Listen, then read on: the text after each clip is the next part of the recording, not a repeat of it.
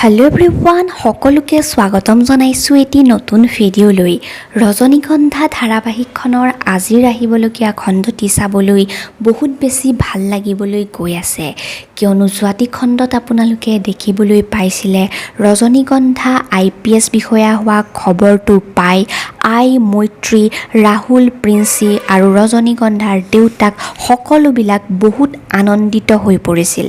ইফালে ঝৰ্ণা দত্তই আত্মহত্যা কৰিবলৈ ওলাই গৈছিল আৰু এখন চিঠি লিখি থৈ গৈছিল, আৰু সেই চিঠিখন জুবিয়ে পাই লৰালৰিকৈ মাকক উদ্ধাৰ কৰিবলৈ গৈছিল, আৰু ৰজনীগন্ধায়ো ঝৰ্ণা দত্তক ৰেল লাইনৰ ফালে যোৱা দেখি পিছা কৰি গৈছিল, আৰু অৱশেষত ঝৰ্ণা দত্তক জুবি আৰু ৰজনীগন্ধাই মিলি ৰেলৰ আলিৰ পৰা টানি আনি মৃত্যু হোৱাৰ পৰা বচাইছিল। আৰু তেতিয়া ঝৰ্ণা দত্তই ৰজনীগন্ধা আৰু জুবি দুয়োজনীকেই সাৱটি ধৰিছিল। ইফালে জুবিয়ে ৰজনীগন্ধাক লগ কৰিবলৈ মাতি আনি তুমি মোৰ মাক বচোৱাৰ আঁৰত কি স্বাৰ্থ লুকাই আছে বুলি সুধিছিল, আৰু তেতিয়া ৰজনীগন্ধাই কৈছিল যে মানৱীয়তা এতিয়াও জীয়াই আছে, মই মানৱীয়তাৰ খাতিৰতহে এয়া কৰিছোঁ।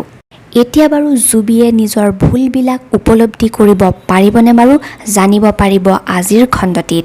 আনফালে আজিৰ খণ্ডটিত কৃষ্ণয়ে প্ৰিন্সিক কিডনেপ কৰি লৈ যাব আৰু তাৰ বিপৰীতে ৰজনীগন্ধাক মাতি পঠিয়াব, কিন্তু ৰজনীগন্ধাক পুলিচে যাবলৈ নিদিব, আৰু প্ৰিন্সিৰ দেউতাকে এই সকলোবিলাক প্ৰিন্সিৰ মাকৰ কাৰণে হৈছে বুলি ক'ব, আৰু যদি মোৰ ছোৱালী দুয়োজনীৰ কিবা এটা হ'বলৈ হয় তেনেহ'লে তোমাক ইয়াতে থিয়ই পুতি থ'ম বুলি বহুত বেছি গালি পাৰিব। এতিয়া বাৰু ৰজনীগন্ধাই প্ৰিন্সিক বচাবলৈ যাবনে বাৰু? প্ৰিন্সিক বচাবলৈ যাওঁতে বাৰু ৰজনীগন্ধাৰ কিবা অপকাৰ হ'ব নেকি?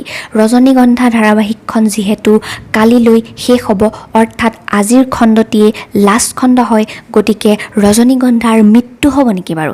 এই সকলোবিলাক আপোনালোকে গম পাই যাব আজিৰ খণ্ডটিতেই, গতিকে আজিৰ খণ্ডটি চাবলৈ নাপাহৰিব। আশা কৰিছোঁ ভিডিঅ'টি চাই ভাল পালে, আৰু আগলৈও যদি অসমীয়া ধাৰাবাহিকসমূহৰ আপডেটসমূহ পাই থাকিব বিচাৰে আমাৰ চেনেলটি প্লিজ এতিয়াই ছাবস্ক্ৰাইব কৰি কাষতে থকা বেল আইকনটি প্ৰেছ কৰি থওক। Thank U.